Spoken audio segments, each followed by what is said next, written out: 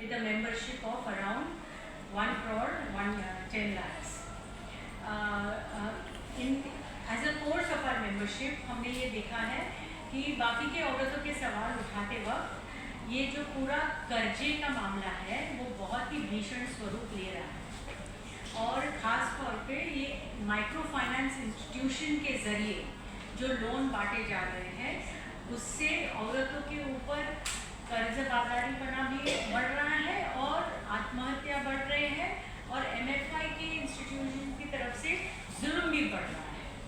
अब वो हम लोग लोकल लेवल पे तो उसको हम लेते ही आ रहे हैं, लेकिन स्पेशली पोस्ट पैंडेमिक उसका स्वरूप इतना खराब हो गया है तो हमने प्लान किया एक पूरे देश में सर्वे करने का। तो 9000 औरतों का सर्वे किया है हमने 21 राज्यों में 100 गाँवों में। उसके बारे में हम लोग ने नेशनल पब्लिक हियरिंग 23 और 24 अगस्त को रखी, जहाँ पे जो जूरी थी वो जूरी आपको दिया गया है प्रेस स्टेटमेंट। जो जूरी हम लोग एमिनेंट पर्सनालिटीज़ की बनाए थे, जस्टिस मदन लोकुर जी थे, प्रोफेसर प्रभात पटनायक थे, जर्नलिस्ट पैमला फिलिपोस थे, फिर former general secretary all India bank officers confederation के थॉमस फ्रैंको जी थे और सुप्रीम कोर्ट के लॉयर एडवोकेट कीर्ति सिंह जी। तो मैं मरियम धावले हूँ, मैं अखिल भारतीय जिनवादी महिला संगठन की जनरल सेक्रेटरी हूँ। ये है PK श्रीमती टीचर, वो हमारे ऑर्गेनाइजेशन के नेशनल प्रेसिडेंट हैं। ये एडवोकेट कीर्ति सिंह जी जो was a part of the jury and on behalf of the jury she will be speaking. That is Professor Archana Prasad, who is also one of our office bearers and a research scholar. Now sitting on that side and this side we have the victims.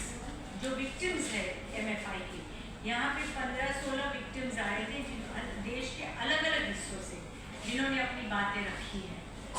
तो उनको वो बोलेंगे, लेकिन एकदम संक्षिप्त में ये बात हम कहेंगे कि MFI को आज सरकार ने और रिजर्व बैंक ऑफ इंडिया ने औरतों को लूटने का एक बड़ा लाइसेंस दे दिया है और कोई भी कंट्रोल है नहीं।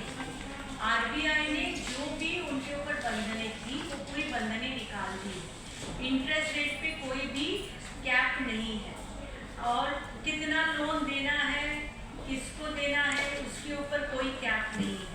तो अभी MFI जो ज़रूरतमंद औरतें हैं, गरीब हैं, पिछड़ी समाज की हैं, उनको जाके लुभाते हैं सस्ते लोन का एक वादा करके। अब जो ज़रूरत में है, who is in need, that lady cannot go to the bank. Banks are not giving loans for any purpose, for education, health purpose, for housing. Banks are not giving loan in the rural areas to the poor. And now they have shifted, the government has shifted the priority sector lending from those who deserve to the MFI. MFI को priority sector lending में घुसा दिया है और bank उनको कर्जा दे रहा है कम इंटरेस्ट से, मतलब 4 से 10% उनको मिल रहा है, 7 से 10% उनको मिल रहा है और यही पैसा वो औरतों को बांट रहे हैं 22, 26, 40, 100% इंटरेस्ट लेकर।